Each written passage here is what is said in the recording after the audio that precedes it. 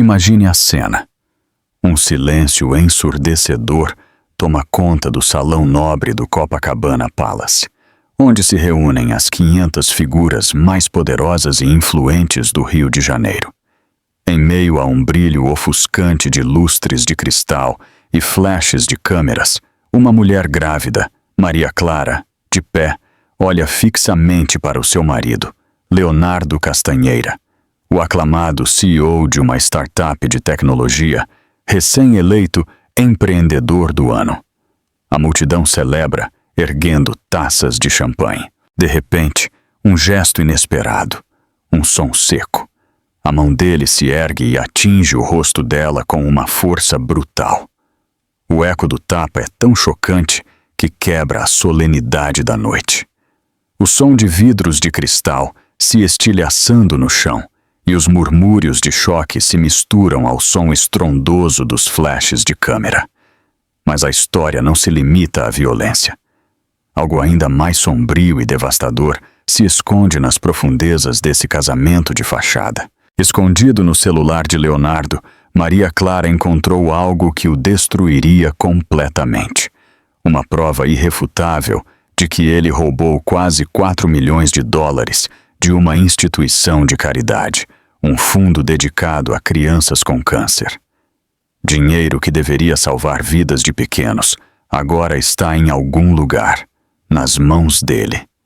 E nesta noite, enquanto a bolsa dela se rompe, um parto prematuro com apenas 24 semanas de gestação, tudo está prestes a explodir. O pai dela, o bilionário magnata da mídia, João Silveira, está prestes a desencadear todo o poder de seu império para destruir o homem que ousou machucar sua filha. O que acontece a seguir vai te chocar. Agentes federais, contas em paraísos fiscais, uma sogra que envenena sistematicamente e um confronto judicial que termina com a justiça sendo servida da maneira mais inesperada. Esta é a história real de como a coragem de uma mulher derrubou um império criminoso e transformou a tragédia em triunfo. Fique comigo, porque o que você está prestes a ouvir vai mudar a sua forma de pensar sobre poder, justiça e a força do espírito humano. Afaste-se de mim. O grito de Maria Clara ecoou pelo grande salão. O som do tapa pareceu congelar o tempo, e a imagem de Leonardo, um homem que acabara de ser elogiado como empreendedor do ano, se desfez diante de 500 convidados da elite do Rio. Os lustres de cristal reluziam sobre rostos chocados, enquanto Maria Clara, com 6 meses de gravidez, em um vestido de seda verde esmeralda, cambaleava para trás. Leonardo, de 38 anos, o CEO de uma startup de tecnologia, ficou de pé, com as mãos ainda levantadas. A sua máscara pública de charme desmoronou completamente. Seu rosto se contorceu de ódio enquanto ele sibilava com os dentes cerrados. Você não sabe do que está falando, Maria Clara. Sente-se e cale a boca. Mas Maria Clara não se sentou. A mulher que passara meses pisando em ovos, gerenciando cuidadosamente os humores do marido, de repente encontrou sua voz. Sua mão instintivamente se moveu para proteger a sua barriga, inchada pela gravidez, enquanto ela falava alto o suficiente para as mesas próximas ouvirem. 3 milhões de dólares, Leonardo. 3 milhões de dólares roubados de crianças morrendo. A acusação pairou no ar, como a fumaça de uma arma. Ao redor deles, as conversas cessaram, e os convidados se viraram para o drama que se desenrolava. Câmeras de celular começaram a surgir das bolsas de grife e dos bolsos dos smokings. Leonardo avançou, agarrando o pulso de Maria Clara com força suficiente para deixar marcas. Você está se humilhando. Você está grávida, emocional, e não entende de negócios. Eu entendo de roubo.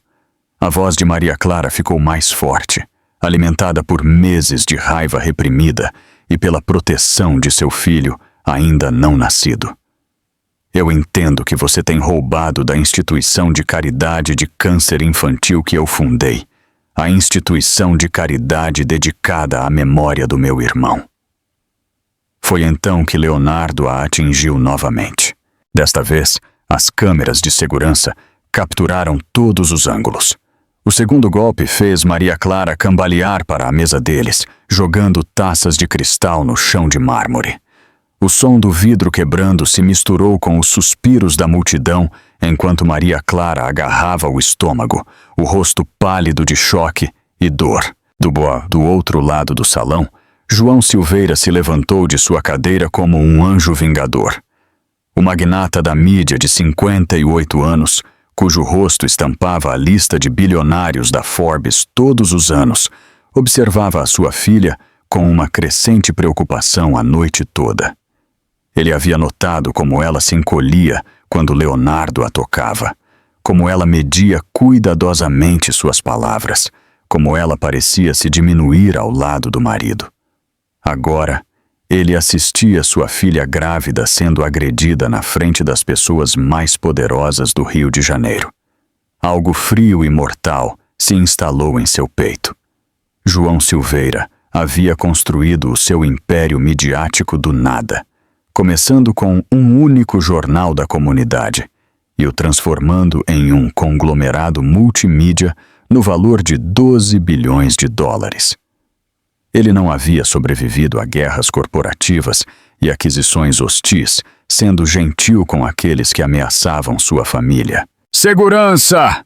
ele gritou, sua voz carregada com a autoridade de um homem acostumado a ser obedecido. "Liguem para o 190, agora!" Leonardo se virou, com os olhos selvagens, enquanto ele percebia a magnitude de seu erro. Bater em sua esposa em particular era uma coisa, mas agredi-la na frente de 500 testemunhas, incluindo o seu sogro bilionário, era outra completamente diferente. "João, este é um assunto particular entre mim e minha esposa", Leonardo disse, tentando recuperar a sua compostura.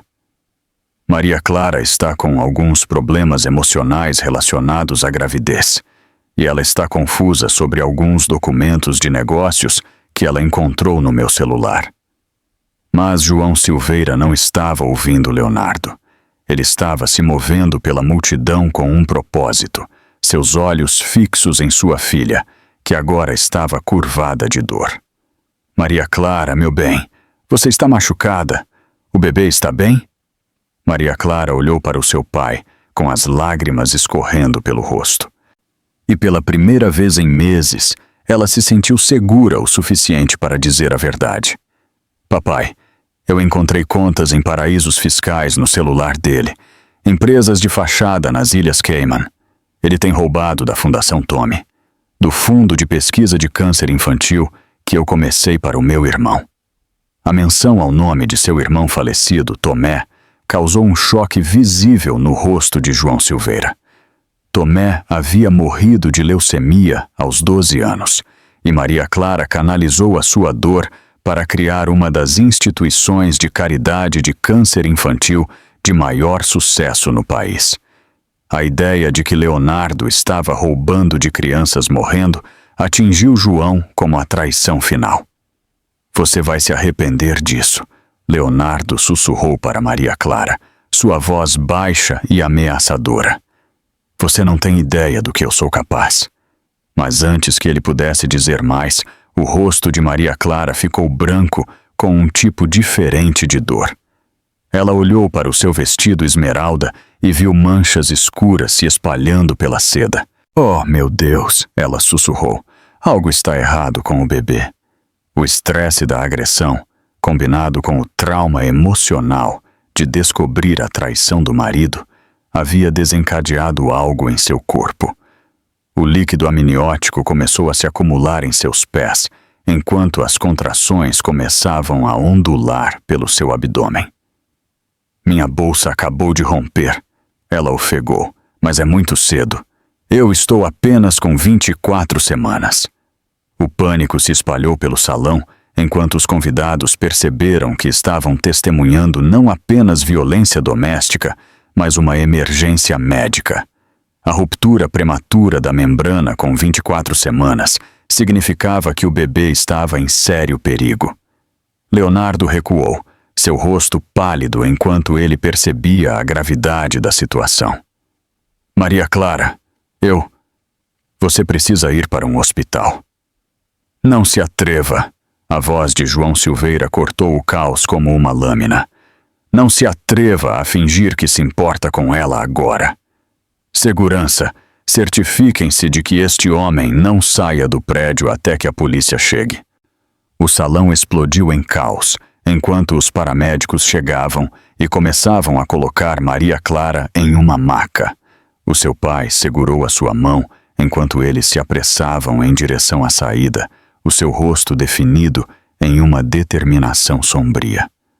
Papai, eu estou com medo, Maria Clara sussurrou, enquanto eles se moviam pela multidão de curiosos. Eu sei, meu bem, mas você vai ficar bem. Vocês dois vão ficar bem, e Leonardo vai pagar pelo que ele fez.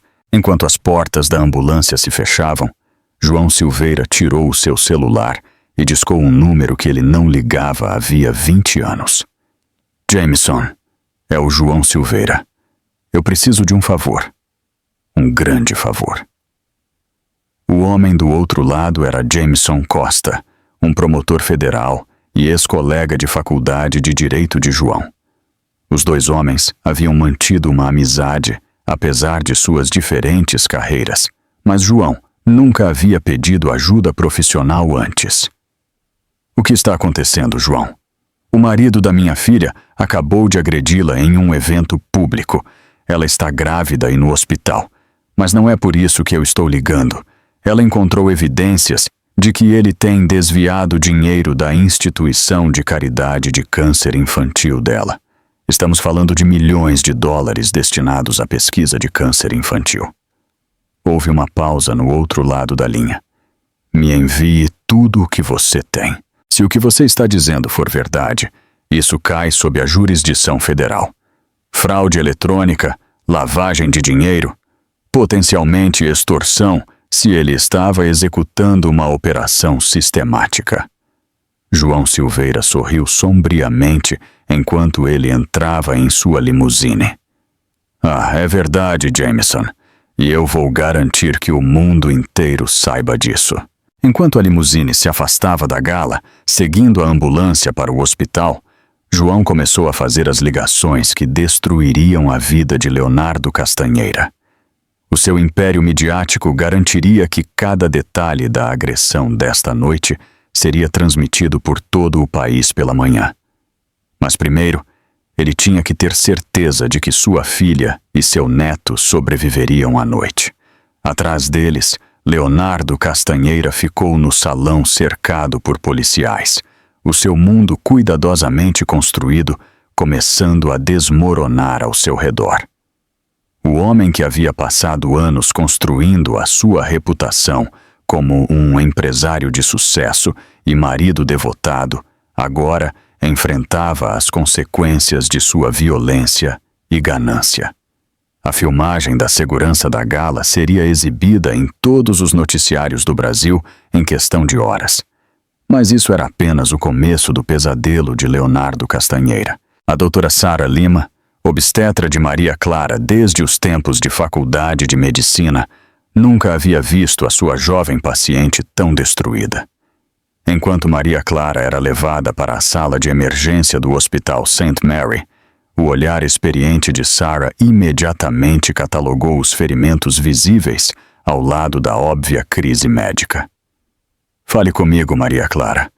Como você está se sentindo? Você está tendo contrações? Maria Clara assentiu fracamente, a sua mão protegendo instintivamente a sua barriga. Elas começaram logo depois que Leonardo me bateu, doutora Lima. É muito cedo para o bebê. Fazem apenas 24 semanas. O rosto de Sara permaneceu profissionalmente calmo, mas, por dentro, ela estava calculando as probabilidades e se preparando para o pior. Com 24 semanas, as chances de sobrevivência de um bebê eram incertas, mesmo com o melhor cuidado médico. Nós vamos fazer tudo o que pudermos, Ela disse com firmeza. Primeiro, vamos estabilizar você e ver com o que estamos lidando. Enquanto a equipe médica trabalhava para avaliar a condição de Maria Clara, Sara notou algo que fez o seu estômago se apertar de raiva. Ao longo das costelas de Maria Clara, mal visíveis sob o seu vestido, havia hematomas desbotados em vários estágios de cicatrização. Marcas amarelo-esverdeadas que falavam de ferimentos de semanas atrás. Esta não era a primeira vez que Leonardo havia machucado a sua esposa. Maria Clara, Sara disse gentilmente, eu preciso te fazer algumas perguntas sobre estes outros ferimentos. Quando eles aconteceram? Os olhos de Maria Clara se encheram de lágrimas. Eu caí da escada há cerca de 3 semanas e no mês passado eu bati em uma porta. Eu tenho sido tão desastrada desde que eu engravidei. As explicações eram respostas de vítima de livro didático e Sara as havia ouvido muitas vezes. Ela era médica há tempo suficiente para reconhecer os sinais de abuso doméstico sistemático. Meu bem, eu preciso que você saiba que você está segura aqui. Ninguém pode te machucar neste hospital, mas eu preciso documentar estes ferimentos adequadamente para sua segurança e para a segurança do bebê. Do lado de fora, na sala de espera, João Silveira andava de um lado para o outro como um leão enjaulado. O magnata da mídia mais poderoso do país se sentia completamente indefeso enquanto esperava por notícias sobre a sua filha e seu neto ainda não nascido. O seu celular vibrava constantemente com ligações de repórteres, colegas e associados de negócios que já haviam visto a filmagem da gala se espalhando pelas redes sociais. Vídeos de Leonardo agredindo a sua esposa grávida haviam se tornado virais em 1 hora, gerando milhões de visualizações e milhares de comentários indignados. Mas João ignorou as ligações. O seu foco estava inteiramente nas portas da sala de emergência, esperando que a doutora Lima saísse com notícias. Quando ela finalmente apareceu, a sua expressão era cautelosamente otimista. O sangramento parou e os sinais vitais de Maria Clara estão estáveis. Nós conseguimos interromper o trabalho de parto prematuro por enquanto, mas ela vai precisar de repouso absoluto pelo resto da sua gravidez. Qualquer estresse ou trauma físico pode desencadear o trabalho de parto novamente. João sentiu um alívio o tomar. E o bebê? O batimento cardíaco é forte, boa movimentação. Tivemos sorte hoje à noite, João, mas eu preciso falar com você sobre outra coisa. A expressão da doutora Lima ficou séria enquanto ela levava João para uma sala de consulta privada. Esta não é a primeira vez que Leonardo machuca Maria Clara. Eu encontrei evidências de múltiplos ferimentos anteriores, todos consistentes com violência doméstica, hematomas nas costelas, marcas de dedos nos braços, até o que parece ser um ferimento antigo em seu pulso que nunca foi tratado adequadamente. As mãos de João se cerraram em punhos.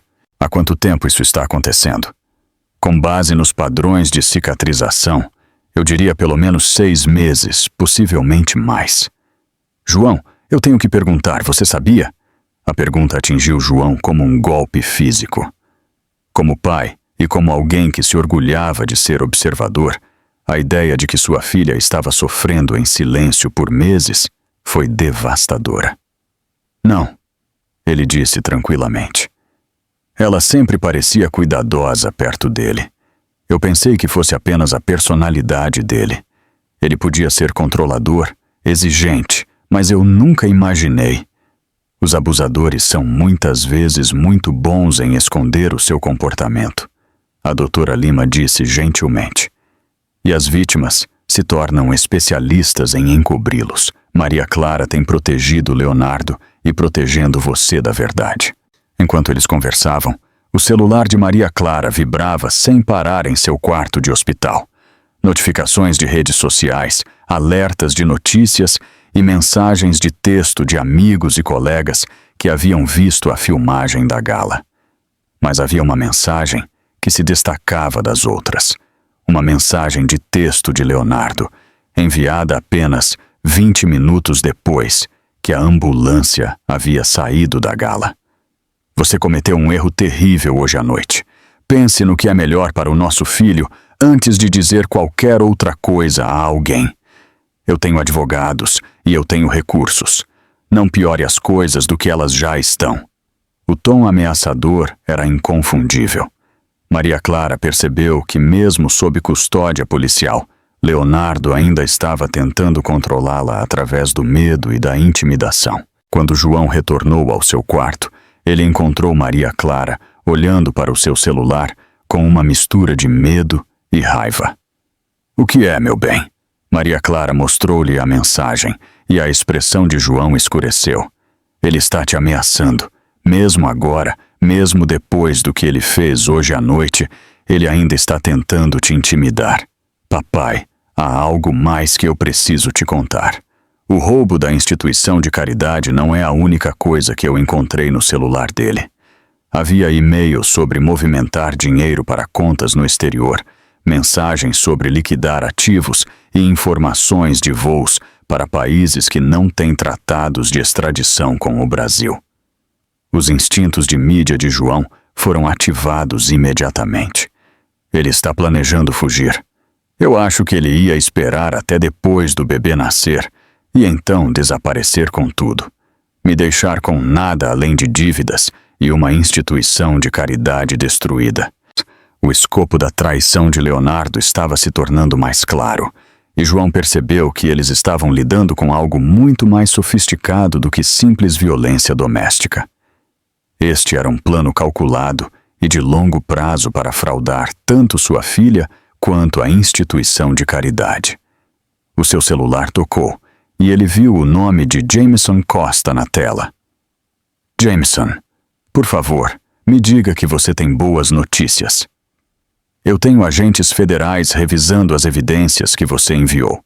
Se o que Maria Clara encontrou for preciso, estamos olhando para acusações de fraude eletrônica, lavagem de dinheiro, fraude de caridade e, potencialmente, extorsão. A fraude de caridade sozinha tem uma pena máxima de 20 anos. João sentiu uma satisfação sombria com essas palavras. "Quão rápido você pode agir sobre isso?" "Estamos preparando os mandados de busca agora. Os escritórios dele, as casas dele, os registros bancários dele. Vamos executá-los amanhã de manhã. Mas, João, eu preciso te avisar sobre algo." "O que é?" "Leonardo pagou a fiança há 1 hora. Ele está fora de custódia." A notícia atingiu João como um tapa frio. Como isso é possível? Ele agrediu uma mulher grávida na frente de 500 testemunhas.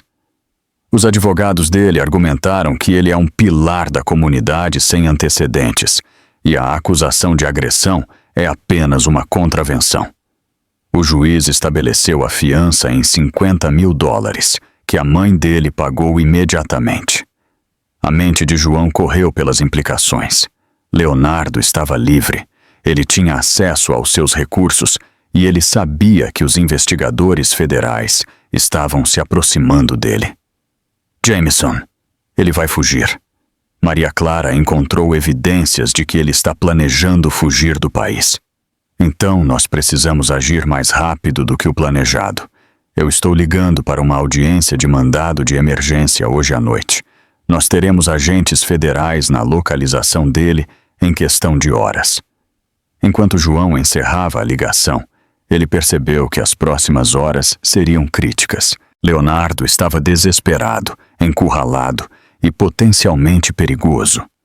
O homem que havia abusado sistematicamente de sua filha por meses agora não tinha mais nada a perder. Mas João Silveira não havia construído um império de $12 bilhões se esquivando de brigas. Se Leonardo queria uma guerra, ele estava prestes a descobrir que havia escolhido a família errada para se meter. Do lado de fora do hospital, os carros de reportagem já estavam se preparando para a história que dominaria as manchetes por semanas. A agressão na gala foi apenas o começo de um escândalo que exporia o lado sombrio da fraude corporativa e da violência doméstica. Mas dentro do quarto 307, Maria Clara Silveira Castanheira deitava em uma cama de hospital, a mão descansando em sua barriga, finalmente se sentindo segura o suficiente para esperar que o seu pesadelo pudesse estar chegando ao fim. João Silveira não dormia há 36 horas, mas a fúria era um estimulante melhor do que qualquer café. Ele se sentou no quarto de hospital de Maria Clara às 6 da manhã, cercado por laptops, celulares e documentos legais que pintavam um quadro de traição tão sistemático que tirava o seu fôlego. "Me mostre de novo", ele disse para a sua equipe de contadores forenses que haviam trabalhado durante a noite, analisando as evidências que Maria Clara havia descoberto no celular de Leonardo. Patrícia Castro, a sua principal investigadora financeira, puxou um fluxograma na tela de seu laptop. O esquema de desvio de dinheiro é incrivelmente sofisticado. Leonardo criou uma rede de empresas de fachada, todas com nomes semelhantes aos de fornecedores médicos legítimos.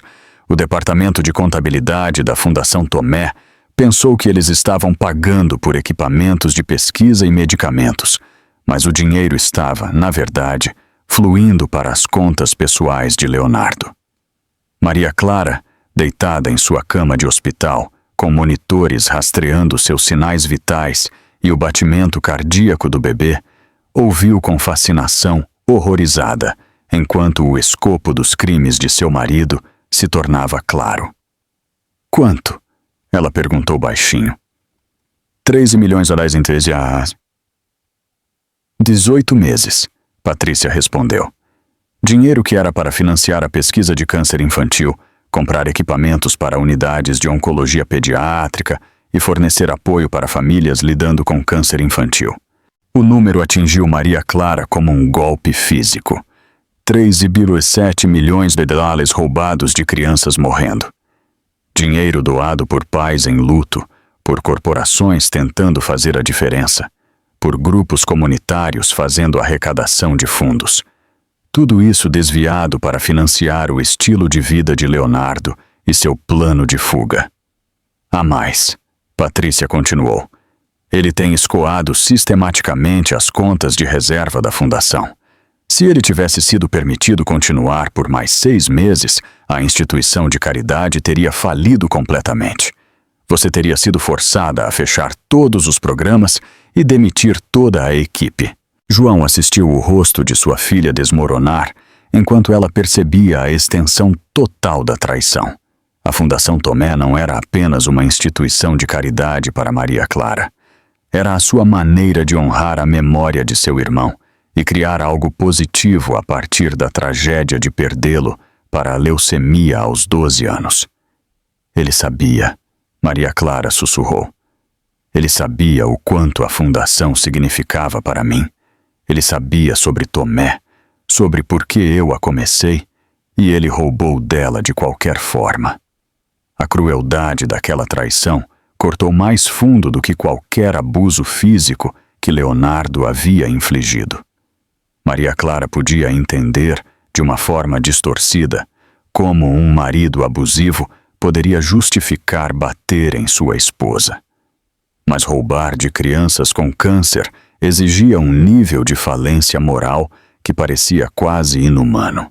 O celular de João vibrou com uma mensagem de texto de Jameson Costa. Agentes federais em posição, executando mandados de busca em 10 minutos. Está começando, João disse sombriamente. Jameson está prestes a despedaçar o mundo de Leonardo.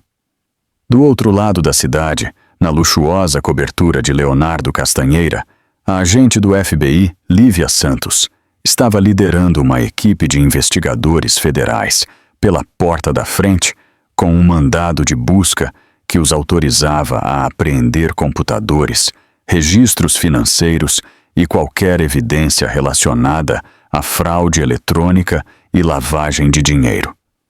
Leonardo ficou em sua sala de estar, em um roupão, sua compostura habitual completamente desfeita, enquanto os agentes federais desmantelavam metodicamente sua fachada cuidadosamente construída.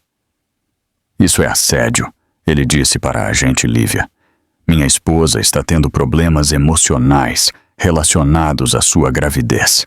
Ela está fazendo acusações falsas." A agente Lívia, uma investigadora veterana que já havia visto a sua cota de criminosos de colarinho branco, não ficou impressionada com a performance de Leonardo. "Senhor, nós temos evidências forenses de transações financeiras que parecem violar a lei federal.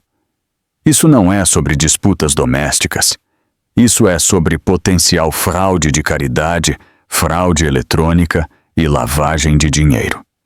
Enquanto os agentes começavam a encaixotar computadores e documentos financeiros, Leonardo percebeu que a sua rota de fuga cuidadosamente planejada estava desmoronando.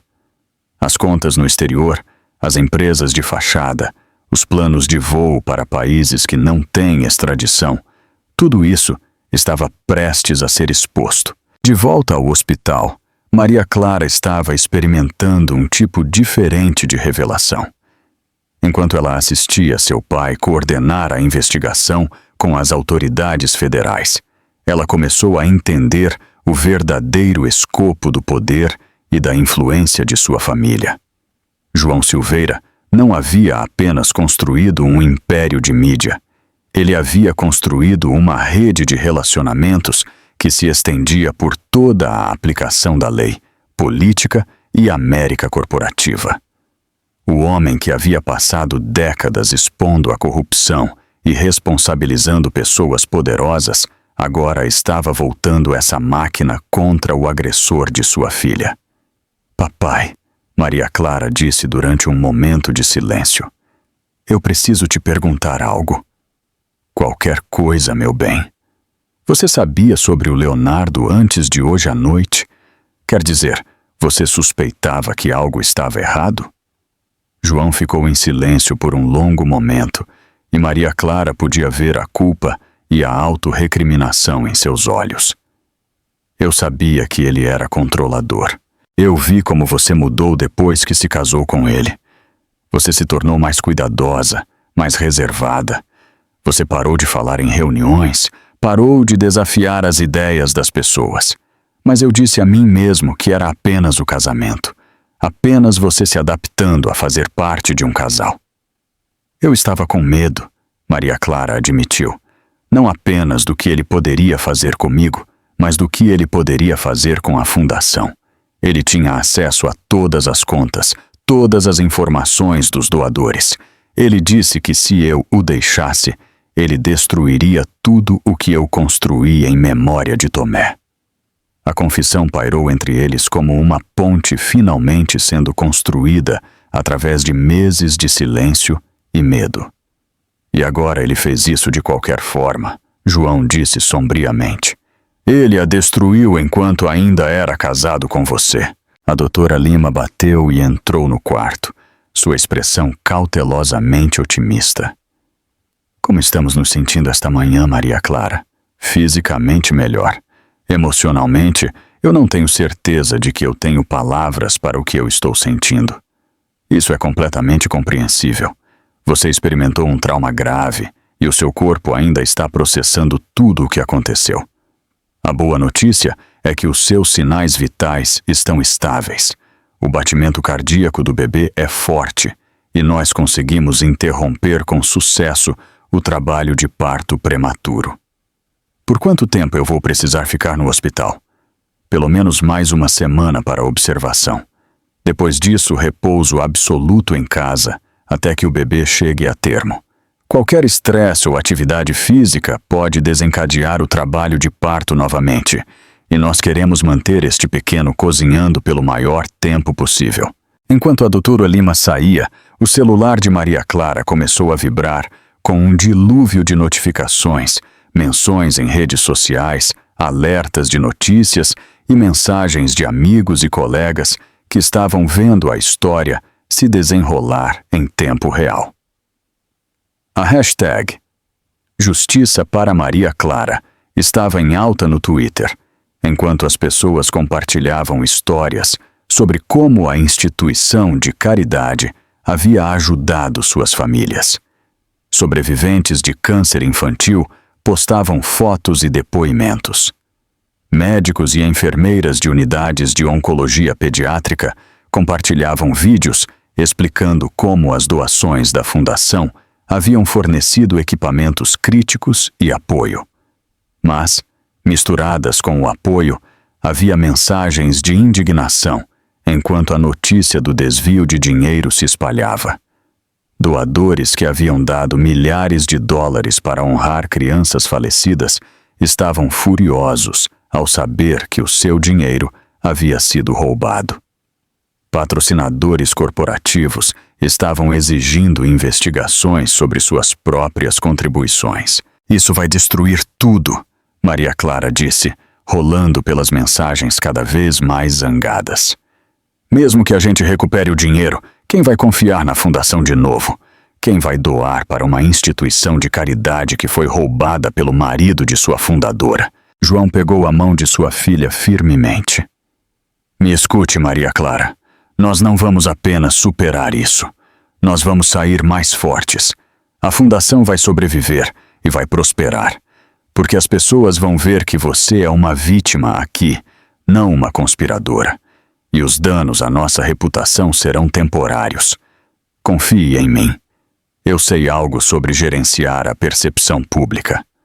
Quando terminarmos de contar esta história, Leonardo estará na prisão federal, e a Fundação Tomé será vista como um símbolo de sobrevivência e justiça." Naquele momento, Jameson Costa ligou com uma atualização que provaria que a previsão de João estava correta. "Nós encontramos tudo", Jameson disse, sua voz cheia de satisfação. "Registros de computador, extratos bancários, comunicação com gerentes de contas offshore, até rascunhos de cartas de demissão onde Leonardo planejava culpar o dinheiro desaparecido em desvio de dinheiro por funcionários da fundação. O último detalhe fez Maria Clara ofegar de raiva. Leonardo não apenas planejou roubar o dinheiro, mas ele tinha a intenção de incriminar funcionários inocentes por seus crimes. "Quão rápido você pode prendê-lo?" João perguntou. "Nós estamos coordenando com as autoridades locais agora. As acusações federais serão apresentadas em 1 hora, e ele estará sob custódia até o final do dia. Desta vez, não haverá fiança." Quando a ligação terminou, Maria Clara sentiu algo que não experimentava há meses: esperança. Pela primeira vez desde o dia de seu casamento, ela podia imaginar um futuro livre do controle, manipulação e violência de Leonardo. Mas Leonardo Castanheira tinha mais uma carta para jogar, e ele estava desesperado o suficiente para usá-la. A mensagem de texto chegou no celular de Maria Clara exatamente às 9h15 da manhã, exatamente quando agentes federais estavam cercando o prédio de escritórios de Leonardo no centro da cidade. "Eu estou indo te ver. Precisamos conversar sobre o futuro do nosso filho. Não faça nada estúpido." Maria Clara mostrou a mensagem para o seu pai, que imediatamente ligou para a segurança do hospital. "Ninguém com o nome Leonardo Castanheira tem permissão para entrar neste andar", João instruiu o chefe de segurança. "E eu quero alguém postado do lado de fora do quarto da minha filha o tempo todo." Mas Leonardo sempre foi astuto, e o desespero o havia tornado ainda mais ardiloso. Em vez de tentar entrar pela entrada principal, ele usou o seu conhecimento do layout do hospital a partir de visitas anteriores durante a gravidez de Maria Clara. A garagem de estacionamento executiva tinha um elevador de serviço que se conectava diretamente à ala de maternidade, e Leonardo ainda tinha o cartão de acesso de quando Maria Clara havia sido hospitalizada com enjoo matinal no início de sua gravidez. Ele chegou ao 7º andar antes que alguém percebesse que ele estava no prédio. Maria Clara estava cochilando quando ela ouviu o som familiar de sua voz no corredor, discutindo com uma enfermeira sobre os horários de visita. O monitor de sua pressão arterial imediatamente começou a apitar, enquanto o seu nível de estresse aumentava. Ele está aqui, ela sussurrou para o seu pai, que estava trabalhando em seu laptop no canto do quarto. Leonardo está aqui. João já estava se movendo em direção à porta quando Leonardo apareceu na porta, parecendo um homem à beira de um colapso completo. O seu cabelo, geralmente perfeito, estava bagunçado, o seu terno caro, amassado, e os seus olhos tinham o olhar selvagem de alguém que sabia que o seu mundo estava desmoronando. Maria Clara, graças a Deus você está bem, Leonardo disse, tentando o seu antigo sorriso encantador. Eu tenho estado tão preocupado com você e o bebê. Fique longe dela, João disse com firmeza, se posicionando entre Leonardo e a cama de Maria Clara. João, eu sei que você está zangado, mas houve um terrível mal-entendido. Maria Clara encontrou alguns documentos de negócios que ela interpretou mal, e as coisas saíram do controle ontem à noite. Mas nós podemos consertar isso. Nós somos família. A audácia da mentira era de tirar o fôlego. Leonardo ficou ali, sabendo que agentes federais provavelmente estavam revistando o seu escritório naquele exato momento, e continuou a insistir que roubar milhões de uma instituição de caridade de câncer infantil era apenas um mal-entendido. Saia, Maria Clara disse, sua voz mais forte do que ela se sentia há meses. Saia daqui antes que eu chame a segurança. Maria Clara, você está sendo emocional. São os hormônios da gravidez. Você precisa pensar no que é melhor para o nosso filho. O tom condescendente, o desdém casual por sua inteligência, a forma como ele a reduziu a nada mais do que um recipiente para o seu filho, tudo isso se cristalizou em um momento de perfeita clareza para Maria Clara. Nosso filho, ela disse, sua voz se elevando. Você quer dizer o filho que você colocou em perigo quando você me bateu? O filho que quase morreu porque você não conseguiu controlar o seu temperamento? O filho cuja mãe você tem abusado sistematicamente por meses? A máscara de Leonardo começou a escorregar, revelando a fria frieza por baixo. Cuidado, Maria Clara. Você não quer dizer coisas que vai se arrepender. Eu tenho recursos, eu tenho advogados e eu tenho documentação dos seus problemas de saúde mental durante esta gravidez. Se você levar isso longe demais, eu vou lutar pela custódia total do nosso filho. A ameaça foi entregue com a mesma crueldade casual que Leonardo havia aperfeiçoado ao longo de meses de abuso psicológico. Mas desta vez, em vez de se encolher, Maria Clara sentiu algo novo. Uma raiva justa. Problemas de saúde mental? Você quer dizer a ansiedade e a depressão que você causou me batendo? As mudanças de humor que aconteceram porque a sua mãe estava drogando minhas vitaminas pré-natais? A acusação pairou no ar, como uma bomba esperando para explodir. O rosto de Leonardo ficou branco, enquanto ele percebia que Maria Clara havia descoberto o papel de graça no abuso sistemático. Essa é uma acusação séria, Maria Clara. Você claramente não está pensando direito. Eu estou pensando mais claramente do que eu pensei em meses, Maria Clara respondeu. Clara o suficiente para saber que você tem planejado roubar da fundação e fugir do país. Clara o suficiente para saber que você nunca me amou. Você só queria acesso ao dinheiro e às conexões da minha família. Nesse momento, Jameson Costa apareceu na porta com 2 agentes federais e a segurança do hospital. Leonardo Castanheira, você está sob prisão por fraude eletrônica, lavagem de dinheiro e fraude de caridade. Você tem o direito de permanecer em silêncio. A transformação em Leonardo foi imediata e aterrorizante. A fachada encantadora desapareceu completamente, substituída por pura raiva. Isso é culpa sua, ele gritou para Maria Clara, enquanto os agentes se moviam para algemá-lo. Eu te dei tudo. Eu te fiz alguém.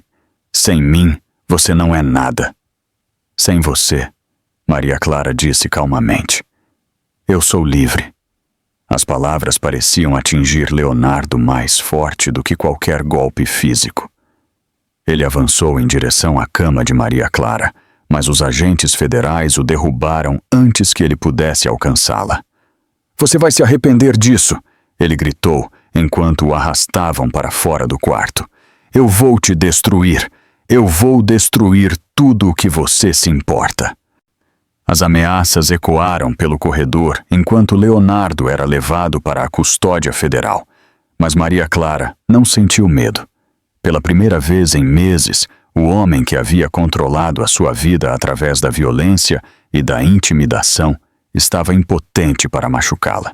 Jameson Costa retornou ao quarto alguns minutos depois, parecendo sombriamente satisfeito. Isso foi incrivelmente estúpido da parte dele, Jameson disse. Violar uma ordem de restrição, ameaçar uma testemunha, tentar intimidar uma vítima de crimes federais. Ele acabou de adicionar várias outras acusações à sua acusação. Por quanto tempo ele vai ficar na prisão? Maria Clara perguntou. Com as acusações que já temos, mais o que ele acabou de fazer aqui. Estamos olhando para um mínimo de 15 anos, possivelmente 25. A fraude de caridade sozinha tem penalidades severas, e ameaçar uma testemunha em uma investigação federal é um crime grave. João colocou o braço em volta dos ombros de sua filha. Acabou, meu bem. Ele não pode mais te machucar. Mas mesmo enquanto Maria Clara sentia o alívio a tomar, ela sabia que a batalha legal estava apenas começando. Leonardo havia ameaçado lutar pela custódia de seu filho, e ela percebeu que, mesmo da prisão, ele poderia encontrar maneiras de continuar a atormentá-la. Jameson, ela disse, e o bebê? Ele ainda pode reivindicar os direitos parentais da prisão? A expressão de Jameson ficou séria. Isso é mais complicado. A condenação federal não encerra automaticamente os direitos parentais. Mas dadas as circunstâncias, violência doméstica, ameaças contra você e a criança, a condenação por fraude, nós podemos construir um caso forte para a rescisão dos direitos dele. E a mãe dele, Graça, ela fazia parte desta conspiração. Ela estava drogando minhas vitaminas, ensinando Leonardo a me abusar sem deixar evidências. Nós vamos precisar de prova disso, Jameson disse. Mas se você estiver disposta a testemunhar, e se pudermos encontrar evidências físicas da droga, ela pode enfrentar acusações de conspiração, agressão com uma substância perigosa e, potencialmente, tentativa de envenenamento. Maria Clara assentiu com firmeza. Eu vou testemunhar. Eu farei o que for preciso para garantir que eles nunca possam machucar a mim ou ao meu filho. Enquanto os agentes federais continuavam a sua investigação, as redes sociais explodiram com novos detalhes sobre o caso. Vídeos de Leonardo sendo preso no hospital se tornaram virais, e a opinião pública se inclinou ainda mais decisivamente a favor de Maria Clara. A mulher que havia sido retratada por seu marido como emocional e instável, agora era vista como uma brava denunciante que havia exposto uma enorme fraude de caridade, apesar do perigo pessoal. As doações para a Fundação Tomé, na verdade, aumentaram, enquanto as pessoas se reuniam para apoiar uma instituição de caridade que havia sido vítima do marido de sua fundadora. Mas a mudança mais importante foi na própria Maria Clara. A mulher que havia passado meses pisando em ovos, medindo suas palavras e vivendo com medo, havia encontrado a sua voz novamente, e ela estava apenas começando. Roy Fry, a detetive Lúcia Ramos, havia investigado dezenas de casos de violência doméstica durante seus 15 anos com o Departamento de Polícia. Mas a natureza sistemática do abuso de Leonardo Castanheira era diferente de tudo o que ela já havia visto. As evidências pintavam um quadro de guerra psicológica calculada, projetada para quebrar o espírito de Maria Clara e isolá-la de seus sistemas de apoio. Me mostre a filmagem de segurança do prédio novamente, ela disse para a gerente de propriedade do luxuoso condomínio de Maria Clara e Leonardo. A marcação de tempo mostrou Leonardo entrando no prédio 3 semanas antes, seguido 20 minutos depois por uma mulher mais velha que a detetive Lúcia agora sabia ser Graça Castanheira, a mãe de Leonardo. Este padrão se repete a cada poucas semanas, a gerente de propriedade explicou. A senhora Castanheira visita por cerca de 1 hora e então sai. Geralmente há algum tipo de distúrbio na cobertura dentro de 1 ou 2 dias de suas visitas. A detetive Lúcia havia revisado os relatórios de incidentes arquivados pela segurança do prédio, ligações sobre gritos, quebra de vidro e o que os residentes descreveram como discussões altas da suíte da cobertura.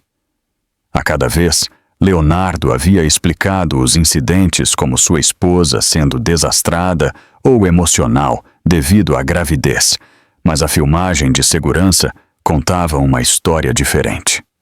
Aqui, a detetive Lúcia disse, apontando para uma marcação de tempo de 6 semanas antes.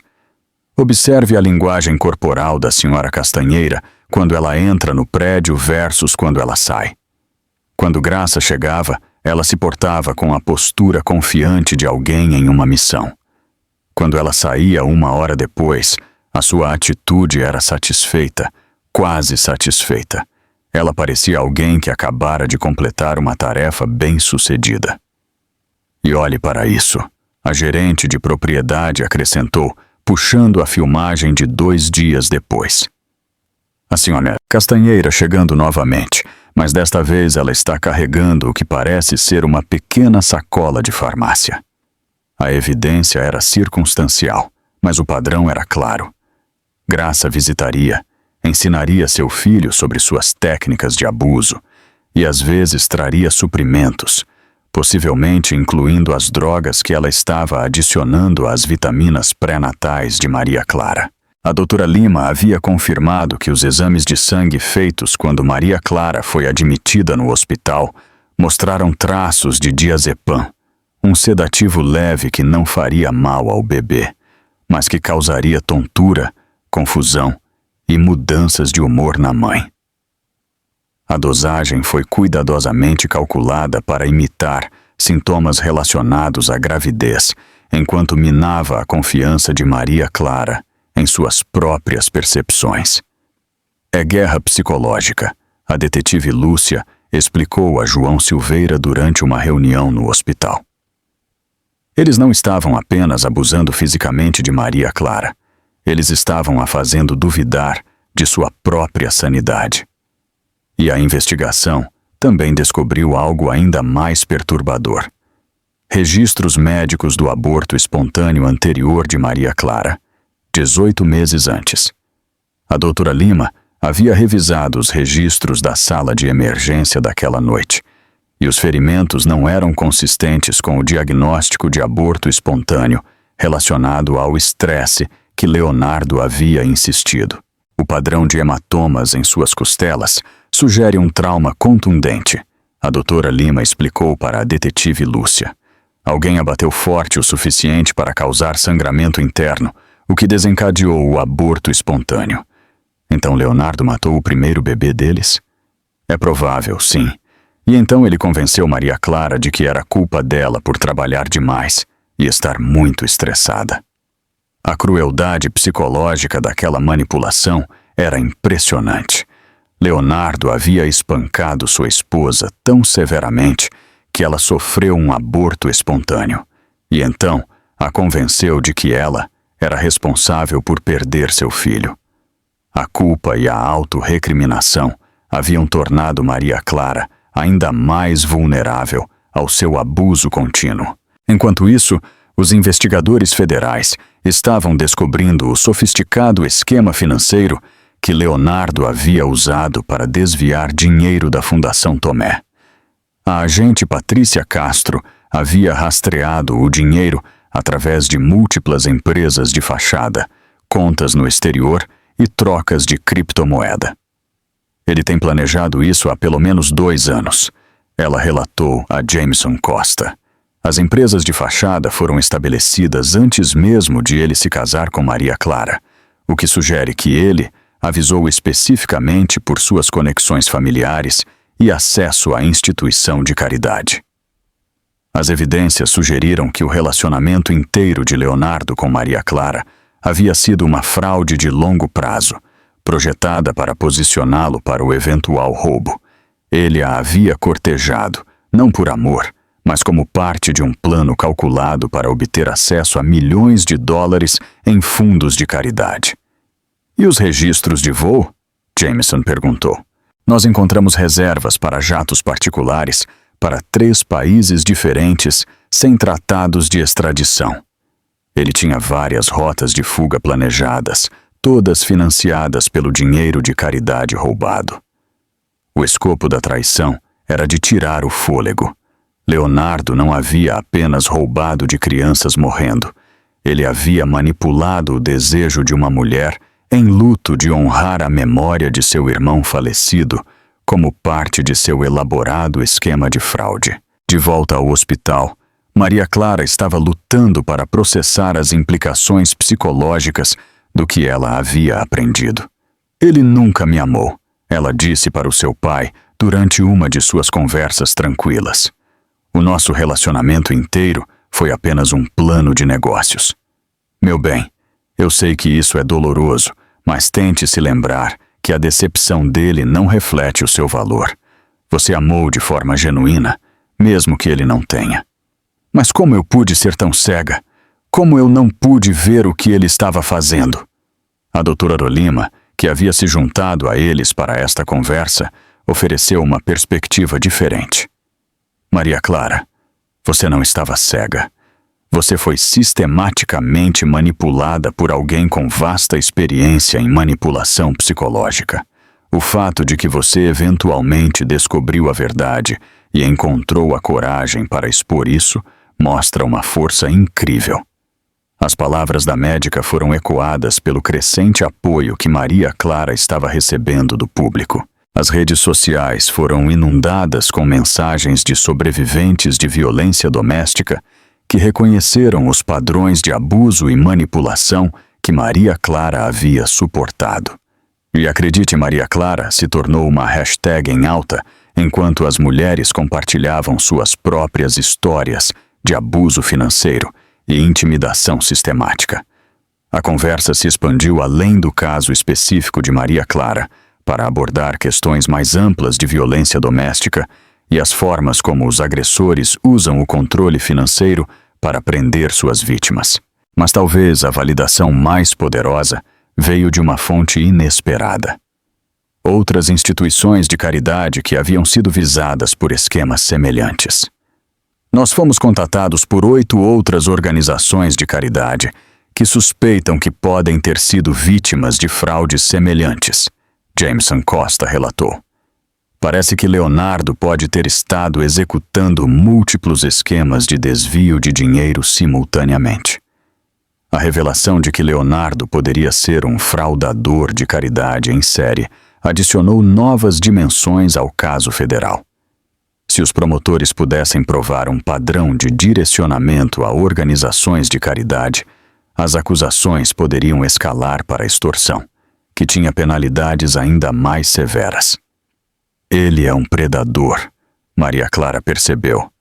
Não apenas de mulheres, mas de instituições de caridade que ajudam pessoas vulneráveis. Ele visa sistematicamente organizações que existem para ajudar os outros. O perfil psicológico que emergiu da investigação pintou Leonardo como um sociopata sofisticado que havia aperfeiçoado a arte de identificar e explorar pessoas compassivas. Ele visava instituições de caridade focadas em causas infantis, porque ele sabia que o investimento emocional das pessoas em ajudar crianças as tornaria menos propensas a examinar irregularidades financeiras. E ele havia visado Maria Clara especificamente porque a riqueza de sua família e a influência da mídia poderiam fornecer tanto acesso a doadores quanto proteção contra a suspeita. Mas Leonardo havia cometido um erro crítico. Ele havia subestimado a fúria de um pai cuja filha e neto haviam sido ameaçados. O império de mídia de João Silveira agora estava totalmente focado em expor não apenas os crimes de Leonardo, mas os padrões mais amplos de fraude de caridade que se aproveitavam da generosidade e compaixão das pessoas. O homem que havia construído sua fortuna, responsabilizando pessoas poderosas, estava prestes a ensinar a Leonardo Castanheira que algumas brigas são perigosas demais para se meter. Graça Castanheira chegou ao Hospital St. Mary na quinta-feira de manhã, carregando flores e vestindo a expressão perfeitamente composta de uma sogra preocupada. Para a equipe do hospital, ela parecia ser exatamente o que ela afirmava: uma avó preocupada visitando sua nora grávida. Mas o monitor de pressão arterial de Maria Clara começou a apitar no momento em que Graça entrou no quarto.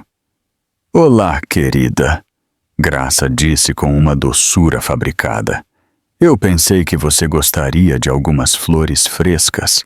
Estas são do jardim da casa de campo." Maria Clara reconheceu as flores imediatamente. Beladona e Dedaleira, ambas lindas e altamente tóxicas. A mensagem era sutil, mas inconfundível. Mesmo trazendo flores, Graça encontrou uma maneira de ameaçar. "Eu não quero você aqui", Maria Clara disse, sua voz firme apesar de seu coração acelerado. "Agora, Maria Clara, eu sei que você está chateada com o mal-entendido de ontem à noite, mas a família precisa se unir em tempos difíceis." Graça se acomodou na cadeira de visitante com a confiança de alguém que nunca havia sido contrariada em seus 63 anos de vida. Nascida em uma família de dinheiro antigo e casada com mais, ela havia passado décadas aperfeiçoando a arte de conseguir o que queria através de uma combinação de pressão social e ameaças cuidadosamente veladas. "Onde está o meu pai?" Maria Clara perguntou, olhando em direção à porta. "João saiu para fazer algumas ligações, algo sobre investigadores federais e intimações. Tanta confusão por causa de uma simples discordância de negócios. O desdém casual por acusações de fraude federal, como uma discordância de negócios, revelava tudo sobre a visão de mundo de Graça. Em sua mente, regras e leis se aplicavam a outras pessoas, não aos Castanheira. Leonardo roubou quase 4 milhões de dólares de uma instituição de caridade de câncer infantil. Maria Clara disse com firmeza: "Isso não é uma discordância. Isso é um crime grave." O sorriso perfeitamente aplicado de Graça nunca vacilou. Leonardo é um empresário brilhante que tomou algumas decisões de investimento agressivas com fundos de caridade. Se houve irregularidades, eu tenho certeza de que elas podem ser resolvidas com a representação legal adequada. Decisões de investimento? Ele moveu o dinheiro para contas pessoais nas Ilhas Cayman. "A proteção de ativos no exterior é perfeitamente legal, querida. O seu pai faz isso ele mesmo." A resposta revelou o sistema de racionalização sofisticado que Graça havia desenvolvido para justificar os crimes de seu filho. Em sua mente, roubo se tornou investimento agressivo, fraude se tornou proteção de ativos e desvio de dinheiro. Se tornou prática de negócios astuta, mas Maria Clara não era mais a mulher confusa e manipulada que havia duvidado de suas próprias percepções por meses. A evidência era esmagadora, e ela não ia deixar Graça reescrever a realidade. "Ele estava planejando desaparecer", Maria Clara disse, "para pegar todo o dinheiro e me deixar com nada além de dívidas e uma instituição de caridade destruída." Pela primeira vez, a compostura de Graça escorregou ligeiramente. Um flash de algo frio e calculista cruzou o seu rosto antes que a máscara de avó doce retornasse. "Maria Clara, você está sendo dramática. Leonardo nunca abandonaria seu filho. O filho dele, não eu. Apenas o filho dele. Bem, sim, a criança é o que importa agora. O nome Silveira, o legado da família, a herança.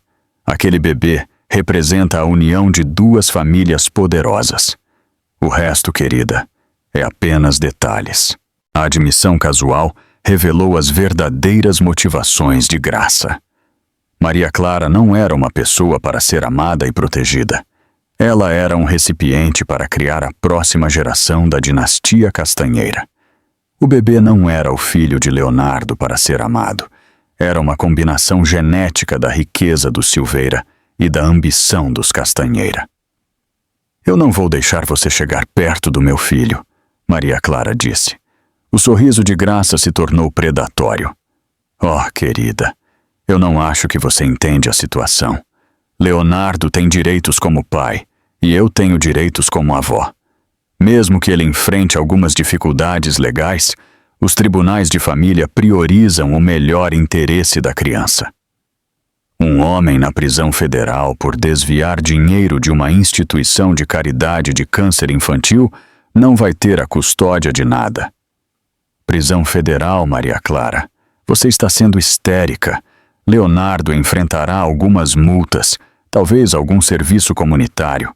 Estes assuntos de colarinho branco raramente resultam em prisão real para pessoas de nossa posição social. A suposição casual de que a riqueza e a posição social protegeriam Leonardo das consequências de seus crimes demonstrou o quão completamente desconectada Graça estava da realidade. Ela realmente acreditava que o nome Castanheira protegeria seu filho da acusação federal. E mesmo que Leonardo enfrente alguns problemas legais temporários, Graça continuou, eu ficaria feliz em ajudar a criar o meu neto. O bebê não sentiria falta de nada. Escolas particulares, tutores europeus, todas as vantagens que vêm com o nome Castanheira. Só por cima do meu cadáver. A expressão de Graça endureceu. Isso pode ser arranjado. A ameaça foi entregue de forma tão casual que levou um momento para Maria Clara processar o que Graça havia realmente dito. Quando as palavras registraram, Maria Clara sentiu gelo em suas veias. Você está me ameaçando de morte? Eu estou simplesmente apontando que o parto pode ser perigoso, especialmente para mulheres sob estresse, particularmente mulheres que podem não estar tomando suas vitaminas pré-natais corretamente. A referência às vitaminas confirmou o que Maria Clara havia suspeitado. Graça a havia drogado sistematicamente, não apenas para causar confusão e mudanças de humor, mas possivelmente para complicar sua gravidez. Você tem me envenenado.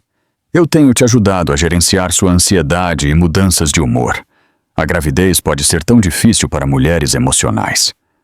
Graça pegou em sua bolsa e tirou uma pequena garrafa de vitaminas pré-natais, a mesma marca que Maria Clara vinha tomando há meses. Eu te trouxe algumas vitaminas frescas, querida, as de casa. Eu sei o quão importante é para você manter a sua rotina.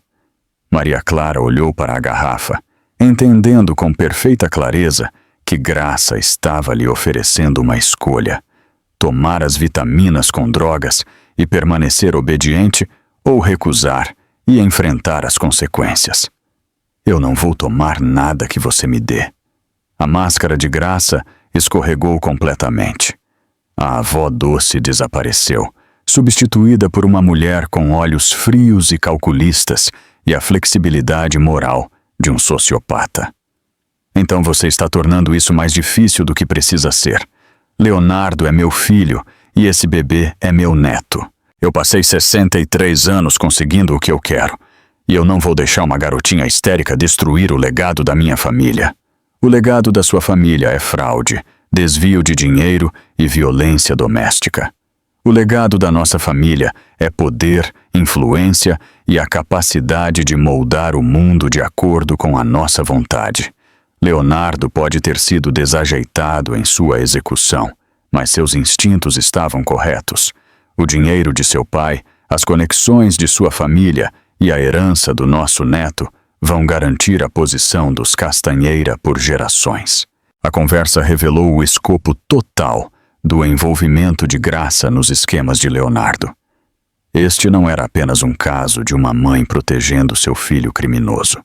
Este era um plano cuidadosamente orquestrado para fundir duas famílias ricas e posicionar a próxima geração para o máximo de poder e influência.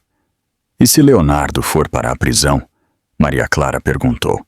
Então eu vou criar meu neto sozinha, com o apoio financeiro apropriado do fundo da família Silveira. João não vai querer que seu neto sofra por causa do mau julgamento de sua filha em parceiros de casamento. A audácia era de tirar o fôlego.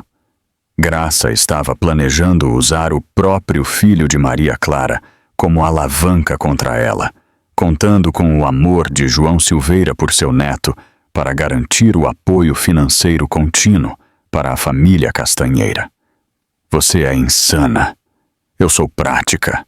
A família é tudo, Maria Clara. E quer você goste ou não, nós somos família agora. Naquele momento, João Silveira apareceu na porta, tendo ouvido o suficiente da conversa para entender exatamente com que tipo de mulher sua filha havia estado lidando. Não, ele disse com firmeza. Você não é família. Você é uma conspiradora em fraude, abuso sistemático e tentativa de envenenamento. E você está prestes a ser presa. Graça se virou para João com o seu sorriso de avó doce voltando.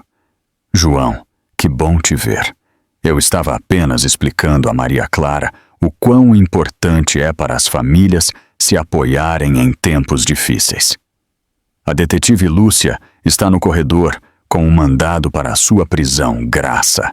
Parece que a análise forense do exame de sangue de Maria Clara confirmou a presença de sedativos administrados ilegalmente. Combinado com a filmagem de segurança de suas visitas e a confissão de seu filho sobre suas sessões de treinamento, isso constitui conspiração para cometer agressão com uma substância perigosa. Pela primeira vez em sua vida adulta, Graça Castanheira enfrentou consequências que seu dinheiro e sua posição social não podiam desviar. A realidade das acusações federais e da potencial prisão finalmente penetrou sua bolha de privilégio. Isso é ridículo, ela disse, mas sua voz não tinha a confiança de antes. Eu estava ajudando Maria Clara a gerenciar sua ansiedade. Você estava drogando sistematicamente uma mulher grávida para torná-la mais vulnerável ao abuso psicológico e físico. João respondeu. Isso é tentativa de envenenamento e tem uma pena de até 10 anos na prisão federal. Enquanto a detetive Lúcia entrava no quarto com algemas, Graça fez uma última tentativa de manter o controle. Você vai se arrepender disso, Maria Clara. Aquele bebê pertence à família Castanheira. E nós sempre conseguimos o que nos pertence. Mas enquanto Graça era levada algemada, suas ameaças soaram vazias. A mulher que havia passado décadas manipulando pessoas através do medo e da pressão social, finalmente estava enfrentando as consequências de suas ações. Maria Clara assistiu sua sogra sendo presa e sentiu algo que não experimentava há meses: segurança completa. As duas pessoas que a haviam aterrorizado sistematicamente agora estavam sob custódia federal, incapazes de machucar a ela ou ao seu filho. Pela primeira vez desde o dia de seu casamento, Maria Clara podia imaginar um futuro livre do medo. Hoinan, os últimos degraus do Tribunal Federal estavam lotados de apoiadores segurando cartazes que diziam: Justiça para Maria Clara. E proteja nossas instituições de caridade. Quando o julgamento de Leonardo Castanheira começou em uma fria manhã de segunda-feira em fevereiro, o caso havia se tornado um símbolo da luta contra a violência doméstica e a fraude de caridade, atraindo a atenção da mídia nacional e inspirando investigações semelhantes em todo o país. Maria Clara, agora com 34 semanas de gravidez, testemunhou via link de vídeo seguro de uma sala especialmente preparada na propriedade de seu pai. A equipe médica havia determinado que o estresse de aparecer no tribunal poderia desencadear um trabalho de parto prematuro, mas Maria Clara insistiu em testemunhar pessoalmente em vez de através de depoimentos gravados. Eu preciso olhar para ele quando eu disser a verdade, ela havia dito a Jameson Costa. Eu preciso que ele veja que eu não tenho mais medo dele.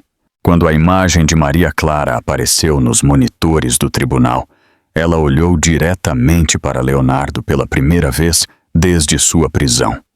O homem que antes a controlava através do medo e da violência agora estava sentado em um macacão laranja, flanqueado por guardas federais, impotente para machucá-la.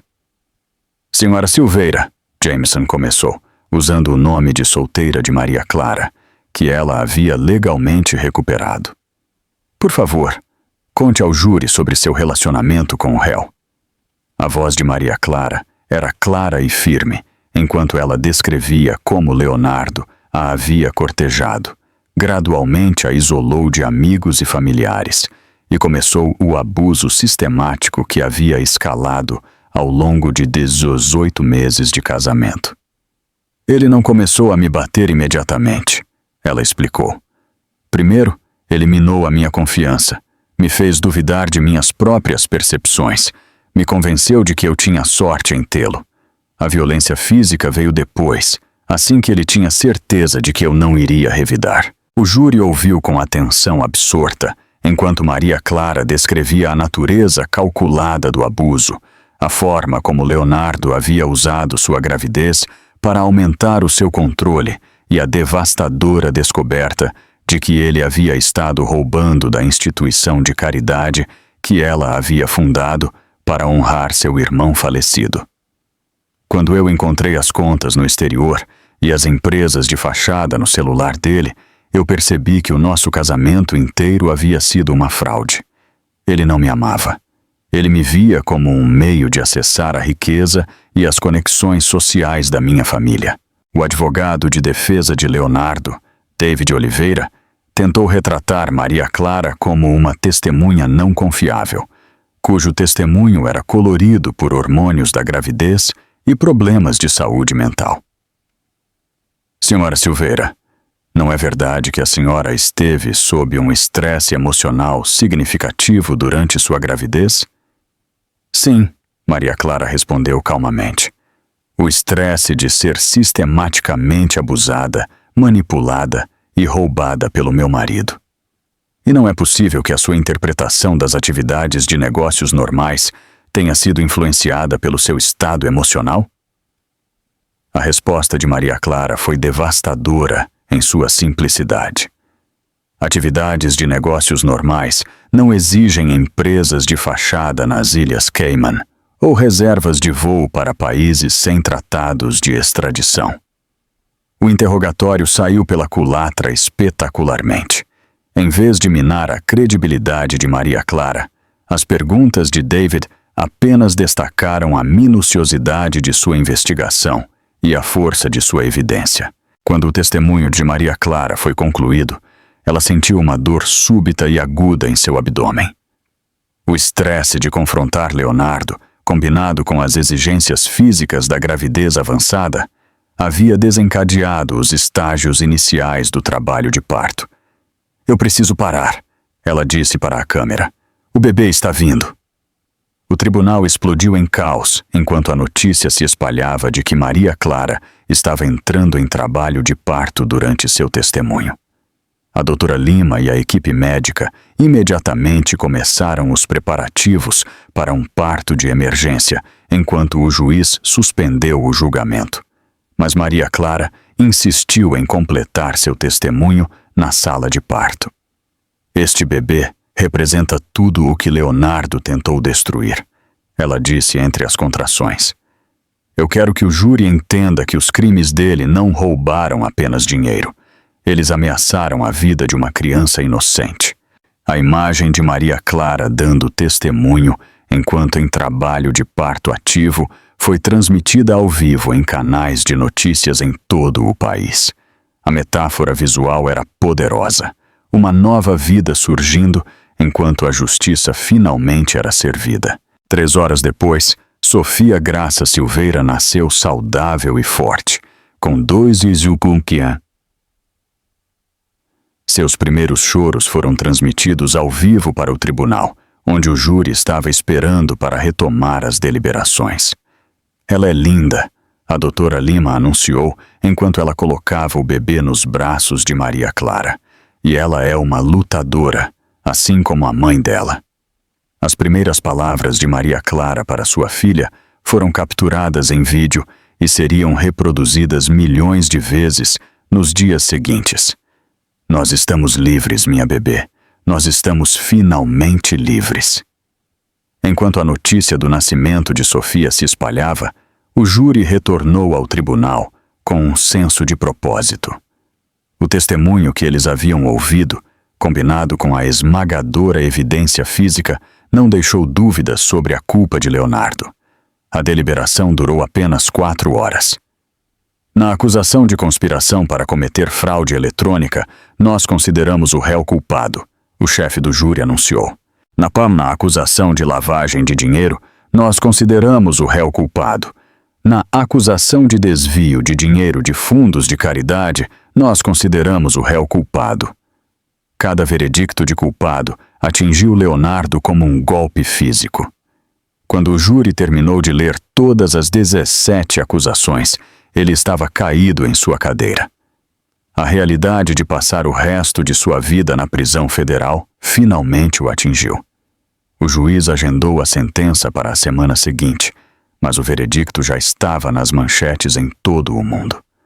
O caso havia se tornado um marco que demonstrou as sérias consequências da violência doméstica e da fraude de caridade. As redes sociais explodiram com mensagens de apoio para Maria Clara e a bebê Sofia.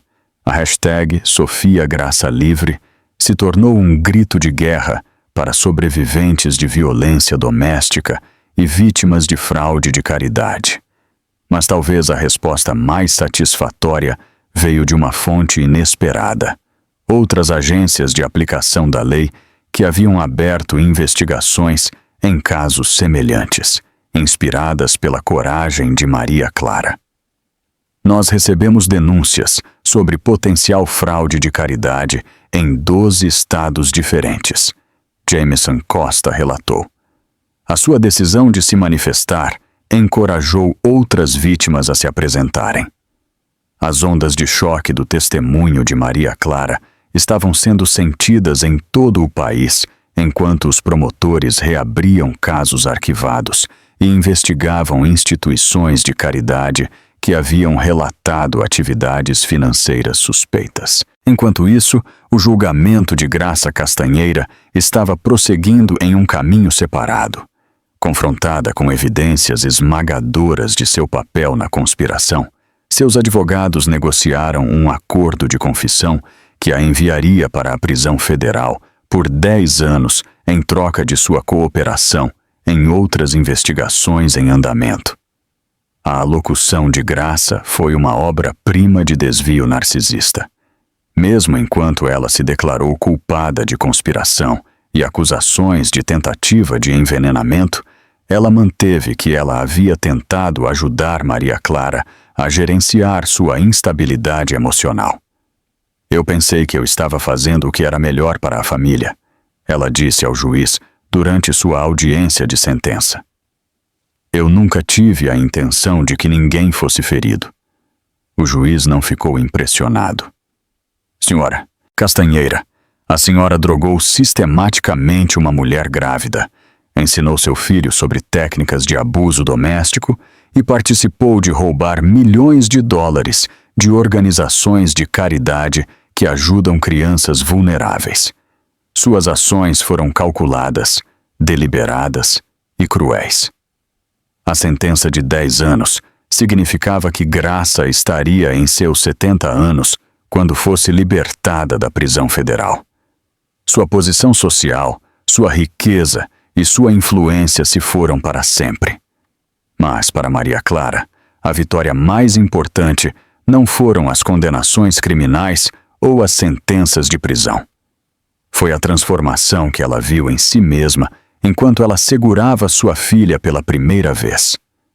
A mulher que havia sido sistematicamente desfeita por meses de abuso havia se reconstruído em alguém mais forte, mais confiante e mais determinada do que nunca. Ela não apenas sobreviveu à tentativa de Leonardo de destruí-la. Ela emergiu vitoriosa. Sofia Graça Silveira havia nascido em um mundo onde a justiça era possível, onde a verdade podia triunfar sobre as mentiras e onde o amor era mais forte do que o medo. E a sua mãe havia provado que às vezes a coisa mais poderosa que uma mulher pode fazer é se recusar a deixar a escuridão de outra pessoa apagar a sua luz.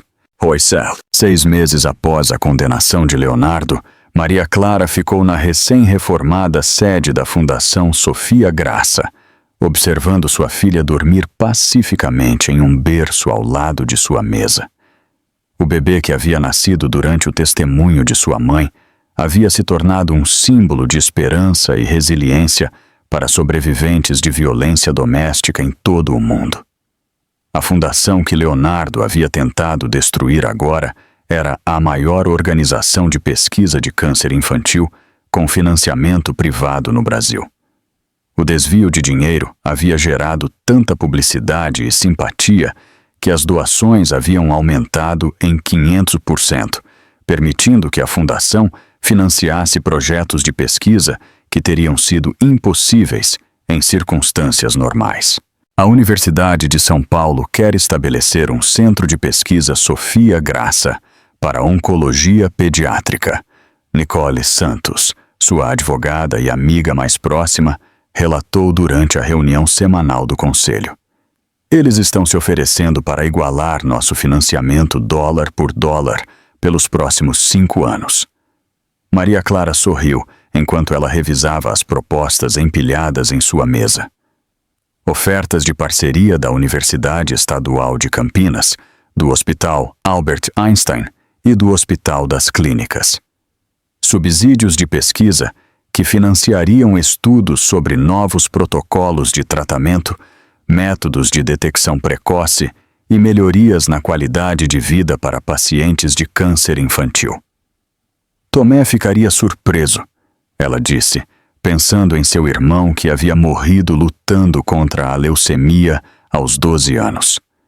Ele sempre disse que algo de bom tinha que vir de algo tão terrível.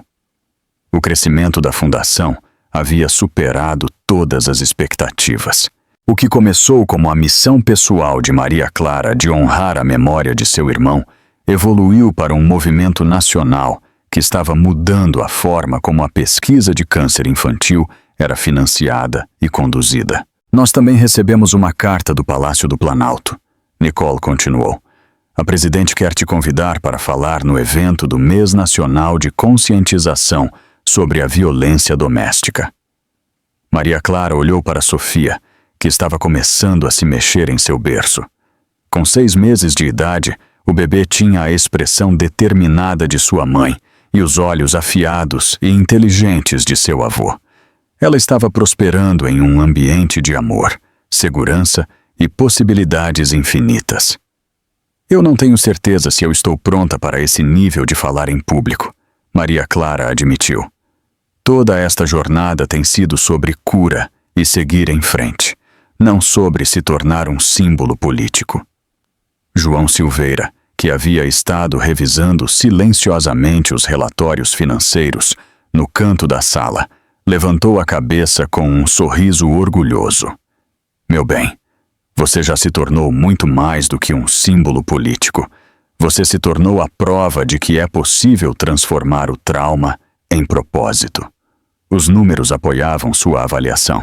A Fundação Sofia Graça havia arrecadado mais de 50 milhões de dólares em 6 meses, financiado 12 grandes iniciativas de pesquisa e estabelecido programas de apoio para famílias que lidam com câncer infantil em 37 estados. Mas talvez mais importante, a história de Maria Clara havia inspirado mudanças legislativas em todo o país. 15 estados haviam fortalecido seus estatutos de fraude de caridade. Os promotores federais haviam criado unidades especializadas para investigar o desvio de dinheiro de organizações sem fins lucrativos, e as organizações de violência doméstica haviam recebido um aumento no financiamento para programas que abordavam o abuso financeiro. As ondas de choque continuam se expandindo. Jameson Costa disse durante um de seus check-ins regulares. Como o promotor federal que havia garantido a condenação de Leonardo, ele havia se tornado algo como uma celebridade nos círculos legais.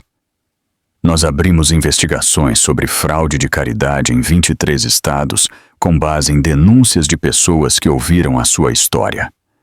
O próprio Leonardo estava cumprindo sua sentença de 25 anos em uma penitenciária federal no Paraná, onde ele permaneceria até ter 63 anos. Suas apelações haviam sido negadas, seus ativos haviam sido liquidados para pagar a restituição às instituições de caridade fraudadas, e seu estilo de vida antes glamouroso havia sido reduzido a uniformes de prisão e refeições de cafeteria. Graça Castanheira estava cumprindo sua sentença de 10 anos em uma unidade federal para mulheres em Minas Gerais. De acordo com relatos da prisão, ela continuou a manter que ela havia tentado ajudar Maria Clara e que toda a situação havia sido um mal-entendido exagerado pela mídia. Algumas pessoas nunca aceitam a responsabilidade por suas ações, a doutora Rolima observou durante um dos check-ups regulares de Sofia. Mas o importante é que eles não podem mais te machucar. Maria Clara assentiu, mas sua atenção estava focada no futuro em vez do passado. Sofia estava ficando mais forte a cada dia, atingindo todos os seus marcos de desenvolvimento e mostrando sinais da inteligência e determinação que corriam em ambos os lados de sua família. Ela vai crescer em um mundo completamente diferente do que eu cresci, Maria Clara disse, observando sua filha pegar um brinquedo colorido. Um mundo onde ela vai saber desde o início que ela tem valor, que a sua voz importa e que ela nunca tem que aceitar abuso de ninguém. A transformação na própria Maria Clara foi talvez o aspecto mais notável de toda a história. A mulher que havia sido sistematicamente desfeita por meses de abuso havia evoluído para uma líder confiante que falava a verdade ao poder e inspirava outros a encontrar a sua própria coragem. Você se tornou a pessoa que você sempre deveria ser, João observou. Leonardo tentou te quebrar, mas em vez disso, ele removeu todas as barreiras que estavam te segurando.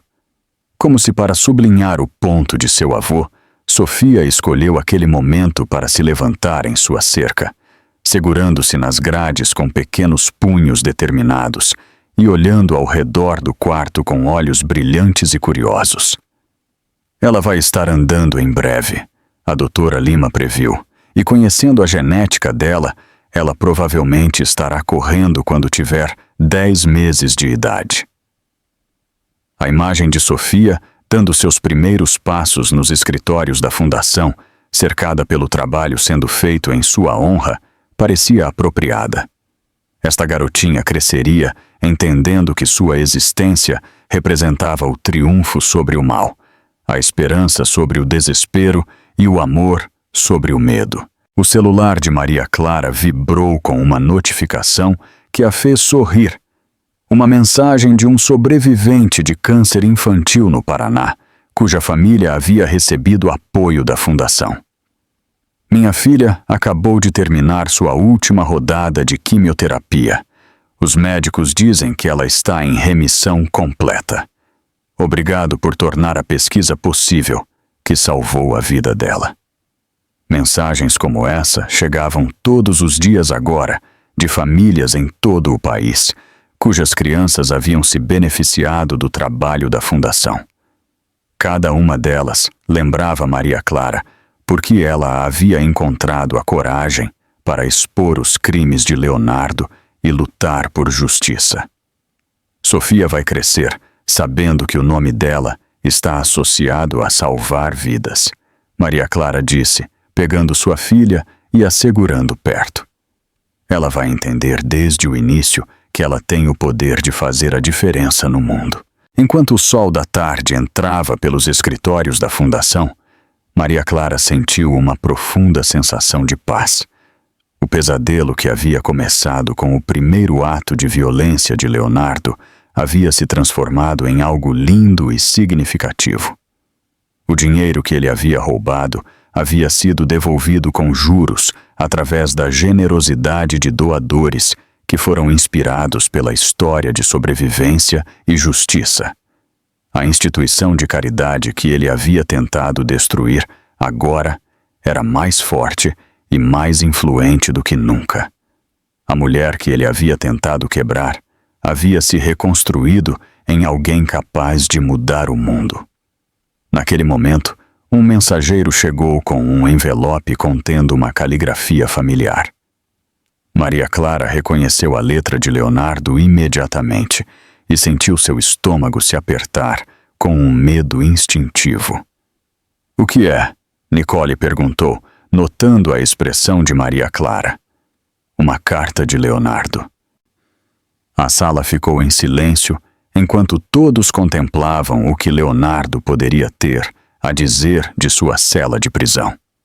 Suas tentativas anteriores de comunicação haviam sido interceptadas por seus advogados e autoridades federais, mas aparentemente esta havia passado pelo sistema. Maria Clara segurou o envelope por um longo momento, lembrando-se dos meses em que as palavras de Leonardo tinham o poder de controlar suas emoções e ações.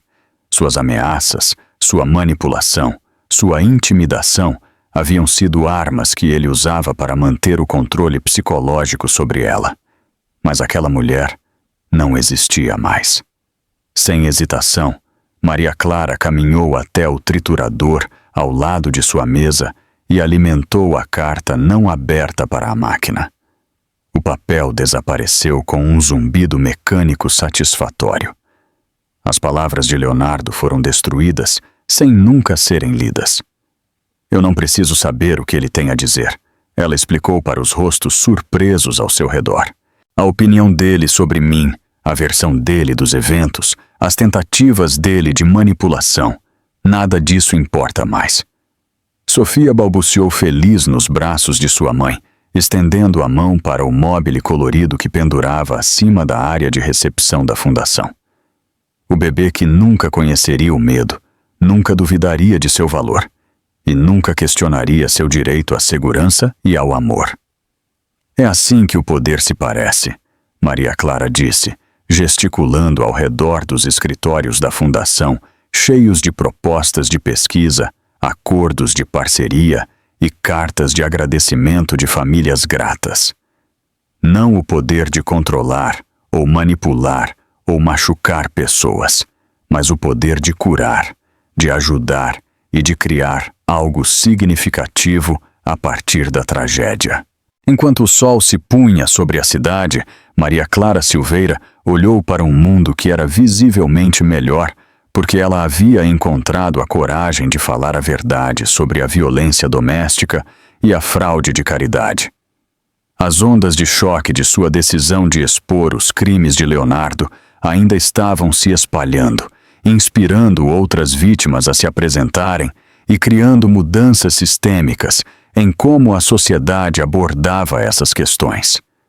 Sofia Graça Silveira cresceria naquele mundo melhor, cercada por amor e protegida pela força que sua mãe havia descoberto em si mesma.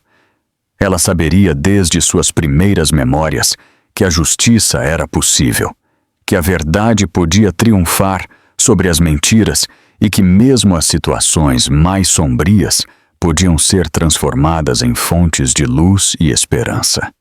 A mulher que havia sido quebrada pelo abuso havia se tornado inquebrável.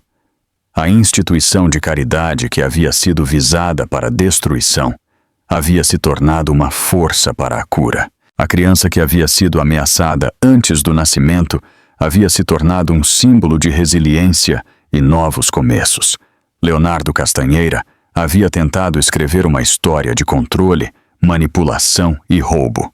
Mas Maria Clara Silveira a havia reescrito como uma história de coragem, justiça e redenção. E essa história estava apenas começando.